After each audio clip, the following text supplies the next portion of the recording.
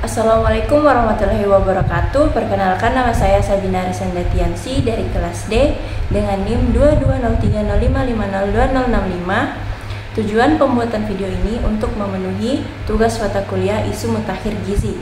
Di sini saya akan menjelaskan pencegahan dan tata laksana gizi buruk pada balita di layanan rawat jalan, yaitu 4 fase perawatan dan pengobatan gizi buruk pada balita dan 10 langkah tata laksana gizi buruk pada balita di layanan rawat jalan. Baik, sebelumnya saya akan menjelaskan apa itu gizi buruk. Gizi buruk adalah keadaan balita yang mengalami kekurangan asupan gizi yang sangat parah, sehingga berdampak negatif pada kesehatan dan pertumbuhan fisik maupun mental pada balita. Ditandai oleh satu atau lebih tanda seperti pitting edema bilateral minimal pada kedua punggung kaki, berat badan menurut panjang badan atau berat badan menurut tinggi badan kurang dari -3 standar deviasi, serta lila di bawah 11,5 cm pada balita usia 6 hingga 59 bulan. Baik, langsung saja saya akan menjelaskan 4 fase perawatan dan pengobatan gizi buruk pada balita. Yang pertama yaitu fase stabilisasi.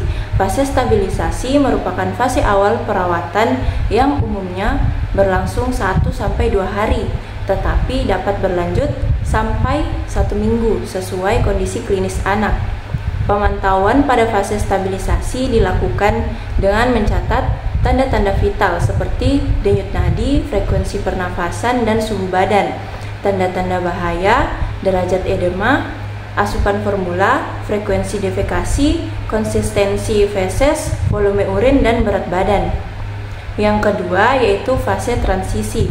Fase transisi adalah masa peralihan dari fase stabilisasi ke fase rehabilitasi dengan tujuan memberi kesempatan tubuh untuk beradaptasi terhadap pemberian energi dan protein yang semakin meningkat. Pemantauan pada fase transisi sama seperti pada fase stabilisasi.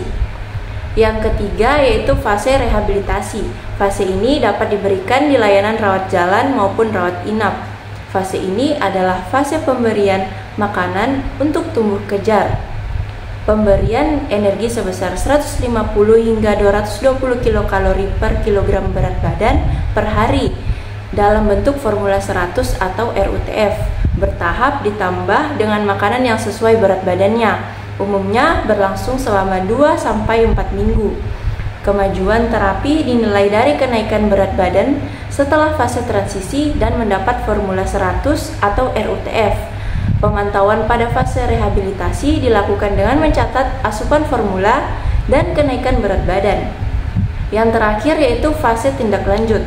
Pada fase ini merupakan lanjutan pemberian makanan untuk tubuh kejar dengan pemberian makanan keluarga dan pemberian makanan tambahan pemulihan atau PMTP. Selanjutnya saya akan menjelaskan 10 langkah tata laksana gizi buruk pada balita di layanan rawat jalan. Langkah pertama yaitu mencegah dan mengatasi hipoglikemia. Hipoglikemia adalah suatu keadaan di mana kadar gula darah yang sangat rendah. Semua balita gizi buruk berisiko mengalami hipoglikemia. Balita gizi buruk dianggap hipoglikemia bila kadar gula darah jika kurang dari 3 mmol per liter atau kurang dari 54 mg per desiliter. Tanda lain hipoglikemia adalah letargis, nadi lemah, dan kehilangan kesadaran. Semua balita gizi buruk yang dianggap menderita hipoglikemia segera ditangani dengan memberikan 50 ml larutan glukosa 10% atau 1 sendok teh munjung gula pasir dalam 50 ml air secara oral. Langkah kedua yaitu mencegah dan mengatasi hipotermia.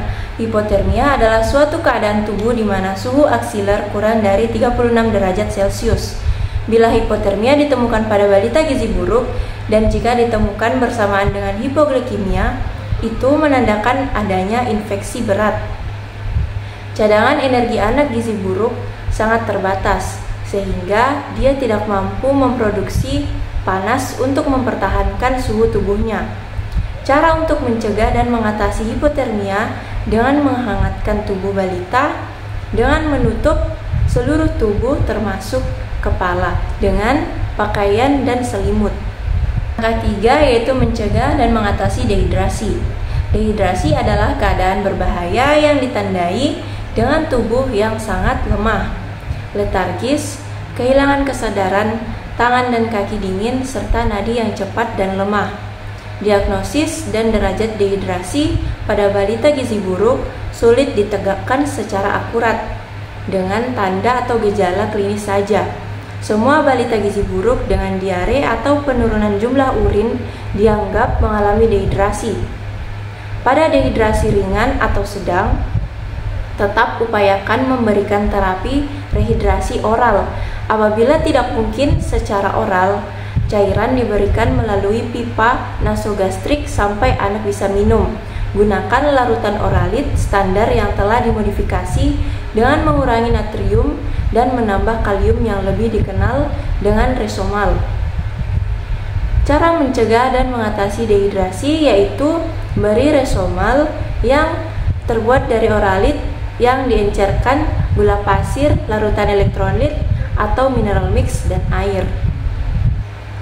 Langkah 4 yaitu memperbaiki gangguan keseimbangan elektrolit. Pada anak gizi buruk terjadi gangguan keseimbangan cairan, elektrolit, dan mineral.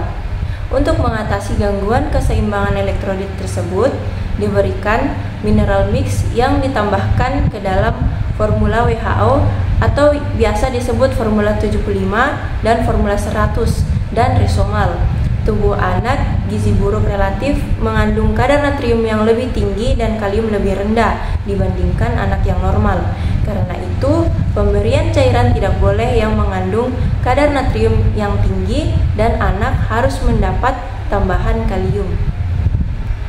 Langkah 5 yaitu mengobati infeksi. Balita gizi buruk seringkali menderita berbagai jenis infeksi, namun sering tidak ditemukan tanda atau gejala infeksi bakteri seperti demam. Karena itu, semua balita gizi buruk dianggap menderita infeksi pada saat datang ke fasilitas kesehatan dan segera diberi antibiotik. Hipoglikemia dan hipotermia seringkali merupakan tanda dari infeksi berat. Cara mengatasinya yaitu berikan kepada semua balita gizi buruk antibiotik dengan spektrum luas.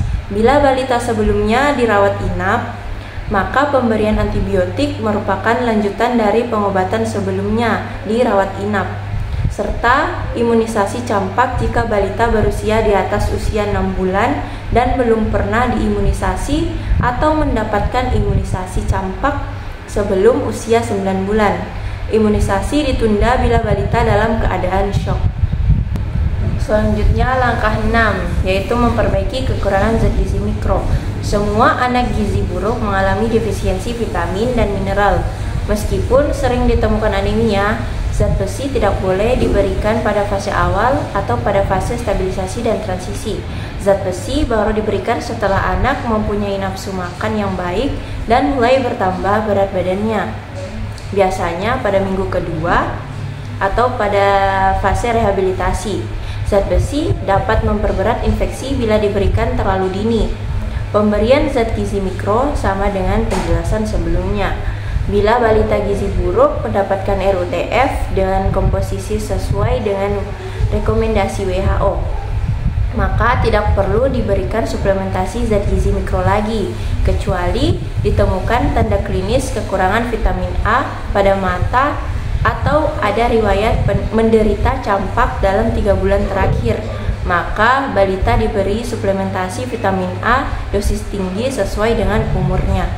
Langkah 7 yaitu memberikan makanan untuk fase stabilisasi dan transisi, diberikan untuk anak gizi buruk di layanan rawat inap. Kemudian langkah 8 yaitu memberikan makanan untuk tumbuh kejar. Pada fase rehabilitasi terjadi replesi atau pemulihan jaringan tubuh, sehingga diperlukan energi dan protein yang cukup. Diberikan energi 150 hingga 220 kilokalori per kilogram berat badan per hari, protein 4 hingga 6 gram per kilogram berat badan per hari. Terapi gizi yang diberikan dapat berupa formula 100 atau RUTF yang secara bertahap ditambah dengan makanan padat gizi. Langkah 9 yaitu memberikan stimulasi untuk tumbuh kembang. Pada anak gizi buruk terjadi keterlambatan perkembangan mental dan perilaku. Keterlibatan keluarga, terutama ibu, sangat diperlukan dalam memberikan stimulasi untuk tumbuh kembang anak. Oleh karena itu, perlu diberikan petunjuk kepada orang tua dan keluarga untuk memberikan stimulasi perkembangan anak dengan penuh kasih sayang, sambil bermain, bernyanyi, dan menciptakan suasana yang menyenangkan. Stimulasi diberikan secara bertahap dan berkelanjutan sesuai umur anak terhadap 4 aspek kemampuan dasar anak, yaitu kemampuan gerak kasar, kemampuan gerak halus, kemampuan bicara dan bahasa, serta kemampuan sosialisasi dan kemandirian. Stimulasi terstruktur dilakukan secara intensif setiap hari selama 15-30 menit. Dan yang terakhir, langkah 10, yaitu mempersiapkan untuk tindak lanjut di rumah. Persiapan untuk tindak lanjut di rumah dapat dilakukan sejak anak dirawat inap, misalnya melibatkan ibu dalam kegiatan merawat anaknya. Kriteria sembuh dari gizi buruk apabila berat badan menurut tinggi badan atau berat badan menurut panjang badan di bawah -2 standar deviasi, atau lila lebih dari 12,5 cm dan tidak ada piting edema bilateral. Bila balita keluar dari layanan rawat inap setelah sembuh, maka dianjurkan untuk kontrol teratur setelah pulang, 1 kali per minggu pada bulan pertama, 1 kali per 2 minggu pada bulan kedua, selanjutnya 1 kali per bulan sampai 6 bulan atau lebih. Selain itu, dianjurkan juga untuk melengkapi imunisasi dasar ataupun ulangan sesuai program PPI atau program pengembangan imunisasi. Sekian dari saya, kurang dan lebihnya mohon dimaafkan. Wassalamualaikum warahmatullahi wabarakatuh.